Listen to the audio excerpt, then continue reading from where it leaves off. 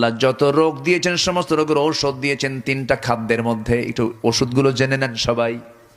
বলি বলি বলি যত রোগ আছে পৃথিবীতে, এইডস বলেন, বি ভাইরাস বলেন, ক্যান্সার বলেন, ডায়াবেটিস বলেন, হাই প্রেশার বলেন, লো প্রেশার বলেন, ডায়রিয়া বলেন, সিফিলিস বলেন, গনোরিয়া বলেন, যত রোগ পৃথিবীতে আছে, যত ভাইরাস আছে, যত কিছু আছে, সমস্ত রোগের জন্য আল্লাহ পাক ওষুধ রেখে দিয়েছেন।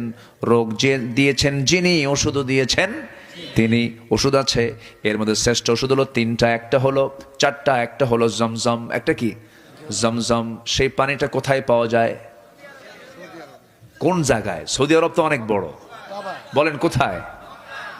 কাবা শরীফের সামনে সেই কূপটা। কাবা শরীফের সামনে সেই কূপটা। এই কূপ হলো আশ্চর্য কূপ।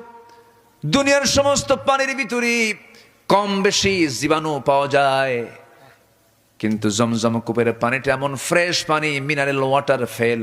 পৃথিবীর সমস্ত পানিগুলো ফেল। এমন পানি এটা আল্লাহ রাব্বুল আলামিন দিয়েছেন, এই পানি পান করলে শুধু তৃষ্ণা নিবারণ হয় না, ক্ষুধাও নিবারণ হয়ে যায়। 2015 সালের দিকে আমি হজে গিয়েছিলাম, সেকেন্ড টাইম। প্রথম হজ করেছে 2009 সালে। হ্যাঁ, 2015 সালে আমি মক্কার আউটসাইডে দাঁড়ায় আছি। সেই জায়গায় যারা হজে গেছেন দেখবেন, সেখানে যারা যাবেন তারাও দেখবেন, সেখানে বেশ কিছু লাইন আছে, ট্যাপ লাগানো আছে। এখানে জমজম পানিগুলো ট্যাপ খুলে খুলে জমজম পানিগুলো খায়, জমজম পানিগুলো পান করে। আবার অনেকে সুন্দর করে বোতলে বোতলে ভরা নিয়ে চলে যায়।